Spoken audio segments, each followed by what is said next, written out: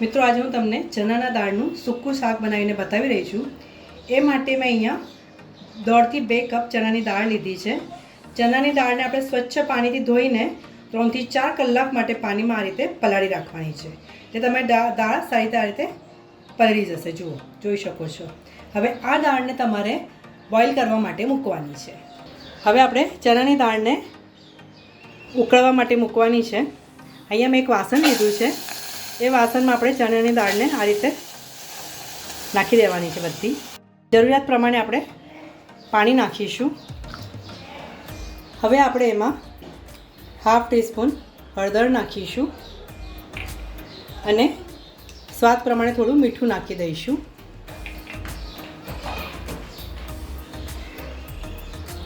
ધીમા ગેસ ઉપર આ દાળને તમારે ઉકળવા માટે મૂકી દેવાની છે। દાળને આપણે આ રીતે કવર કરીશું। મિત્રો હવે આપણે ચણાની દાળ એક બાજુ બાફવા માટે તો મૂકી છે। હવે આ શાક માટે જે મસાલો જોઈએ છે એ તૈયાર કરીશું। એ માટે અહીંયા મેં 3 થી 4 લીલા મરચાં લીધા છે, 1 થી 1.5 ઇંચ આદું લીધું છે,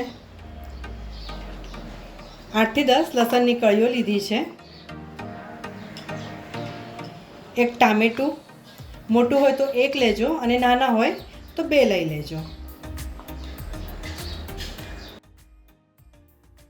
એક મોટી આ રીતે ડુંગળી લીધી છે અને આપણે આ રીતે મોટા મોટા ટુકડા કરી લેવાના છે।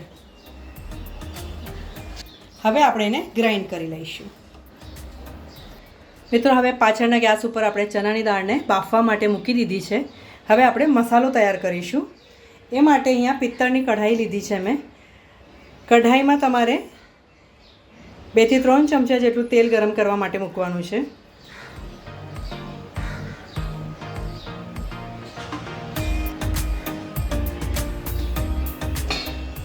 તેલ ગરમ થયું છે। હવે આપણે એમાં 1 ટીસ્પૂન જીરું, 1/2 ટીસ્પૂન હિંગ, ત્યારબાદ એમાં આપણે ગ્રાઇન્ડ કરેલો મસાલો નાખવાનો છે।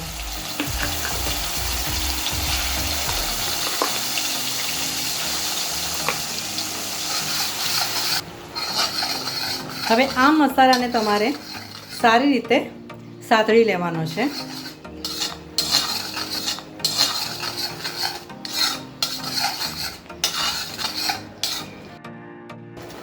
મસાલો સાતળતી વખતે થોડું કવર કરી રાખીશું જેથી તમારો મસાલો જલ્દીથી સાંતળીને તૈયાર થઈ જશે। 3 થી 5 મિનિટ થઈ ગઈ છે। આપણો મસાલો સારી રીતે સાંતળીને તૈયાર છે। હવે આપણે એમાં 1/2 ટીસ્પૂન હળદર, 1 થી 1.5 ટીસ્પૂન ધાણા જીરું,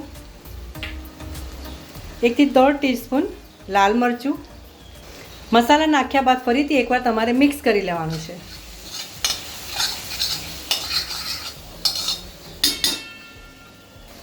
1 થી 2 મિનિટ માટે આપણે એને કવર કરી રાખીશું। 2 મિનિટ થઈ ગઈ છે। હવે આપણે એમાં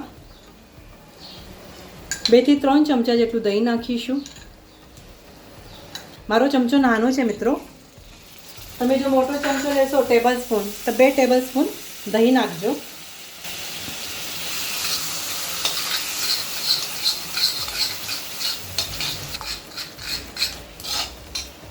ત્યારબાદ આપણે એમાં થોડું પાણી નાખીશું અને એક લાંબી કાપેલી આ રીતે ડુંગળી નાખવાની છે।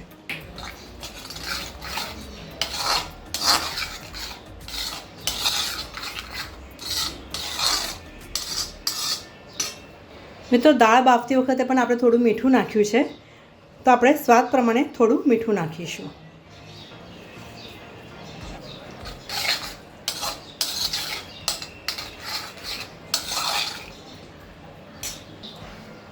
મિત્રો હવે આપણે ચેક કરી લઈશું આપણી ચણાની દાળ બફાઈ છે કે નહીં।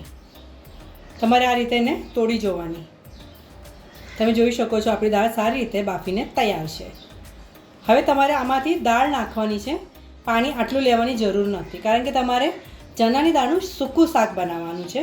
એ માટે આટલું પાણી તો તમને નહીં જ જોઈએ। આ મસાલામાં ચણાની દાળ નાખવાની છે।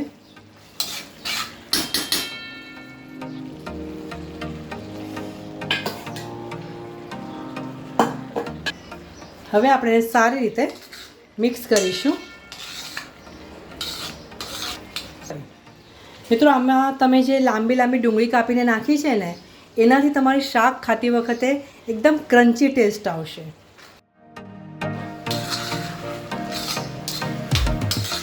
બસ હવે 3 થી 5 મિનિટ તમારે આ શાકને આ રીતે જ રહેવા દેવાનું છે. શાકને કવર કરવાની જરૂર નથી. ઉપરથી ઝીણા સમારેલા લીલા ધાણા નાખવાના છે. ધાણા નાખ્યા બાદ પણ આપણે એને એકવાર મિક્સ કરી લઈશું.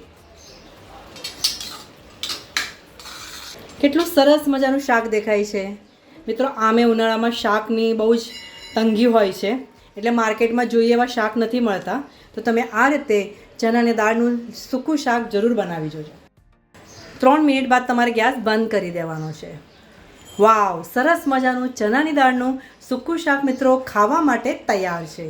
આ વિડીયો જોયા બદલ તમારો ઘણો ઘણો આભાર. આવતા વિડીયોમાં આવી સરસ મજાની રેસીપી સાથે આપણે ફરીથી મળીશું. ત્યાં સુધી સરસ ખાઓ, સ્વસ્થ રહો અને ગુજરાતી રસોઈ જોતા રહીશો.